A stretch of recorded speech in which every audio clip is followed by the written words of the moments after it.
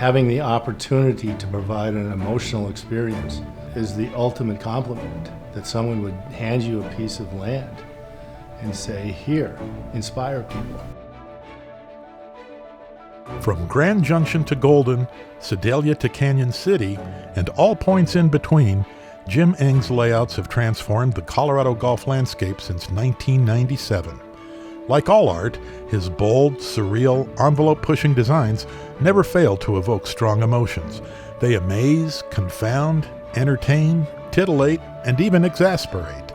But, as with their creator, they never bore you. He just wants people to enjoy himself, and he likes to ride the little wave of being a little bit different than the average architect.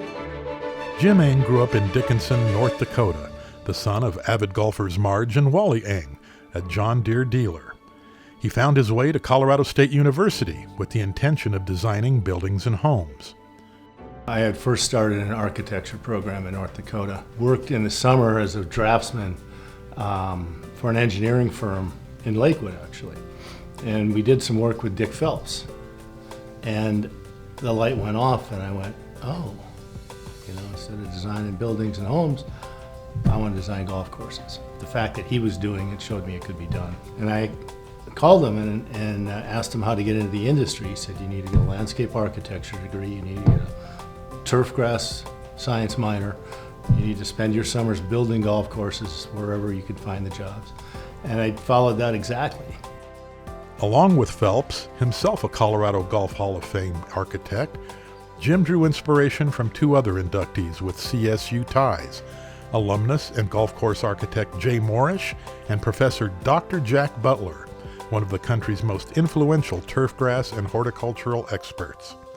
After graduating, he worked for a number of American course architects before heading overseas in 1987.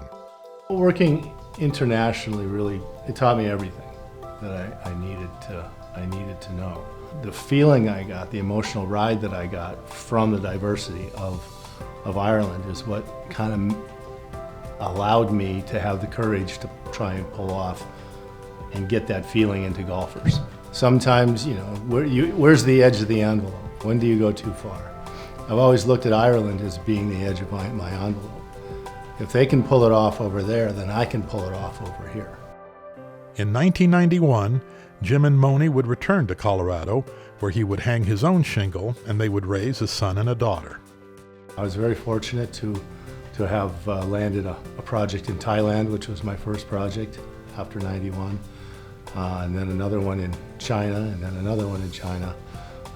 But obviously, having met Dave Liniger and completing Sanctuary was the opportunity of a lifetime.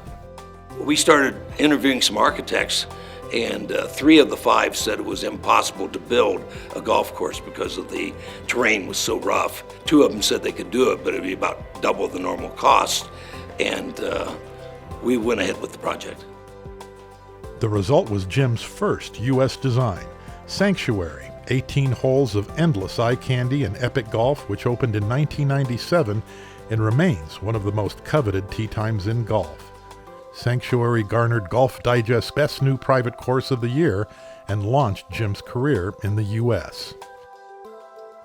The #1 hits kept coming, topping Golf Digest's annual rankings in 2001, 2002, and 2003 were Engh designs at Redlands Mesa in Grand Junction, Tullymore in Michigan, and Black Rock in Coeur d'Alene. In 2003, Golf Digest named him its first Architect of the Year. As a frenetic period of golf course construction continued into the new millennium, Jim's Colorado courses such as Red Hawk Ridge, Fossil Trace, Lakota Canyon, Pradera, Harmony, and 4 Mile Ranch cracked numerous top 10s. So did Hawk Tree in North Dakota, Awari Dunes in Nebraska, Blackstone in Arizona, and the Creek Club in Georgia. With Sanctuary came some notoriety, and the awards that we won with that, and the acclaim that was received. I don't really remember what it was like. I just had my head down, and I took each piece of ground by itself and tried to do the most creative thing I could with it. And I don't expect to be loved by everybody. I don't think anybody in a creative world expects to be loved by everybody.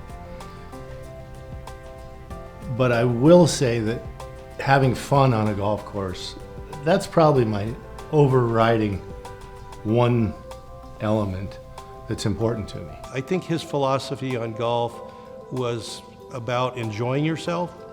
You know, we all know about the wonderful golfers, many, many wonderful golfers, exceptional golfers, but there's gazillions more golfers that play it for recreational reasons.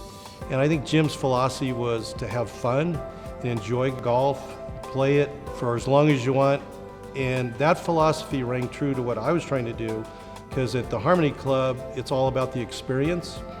And our members play a lot of golf, and they enjoy golf. Every day is a little bit different. I think they would call it, I got an Engh bounce, when it's a good bounce, or I just got Engh'd, like they just got really stuck. And that's really the benefit that I saw, because I'm in the entertainment business, I'm in the enjoyment business, not in the business of having a golf course that you wouldn't want to play every day. Jim took his concepts to the max on pretty much every course we did. I think he would back off sometimes a little bit, but that was his style, and he owned it. In the history of golf course architecture, I think that Jim Engh will go down as a visionary. I think that his golf courses are beautiful to look at, they're fun to play, they're challenging. But aside from that, if you look at the scope of history in terms of golf course architecture, there have always been mavericks, and Jim is one of those guys.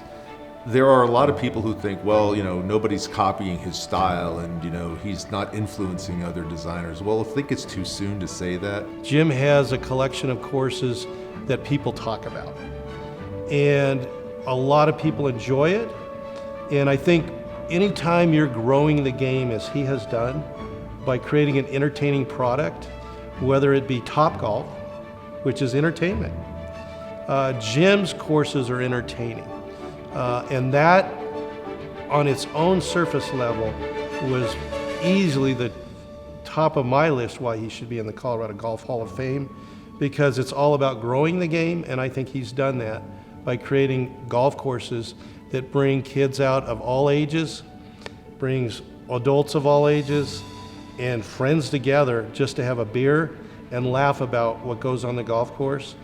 To me, golf is about growing the game, and Jim's certainly done that. I do want to say how proud I am of him as a wife of 35 years, how hard he worked and how he has made it.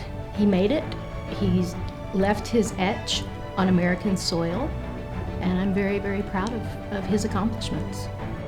The board of directors congratulates Jim Engh as the 6th golf course architect inducted into the Colorado Golf Hall of Fame.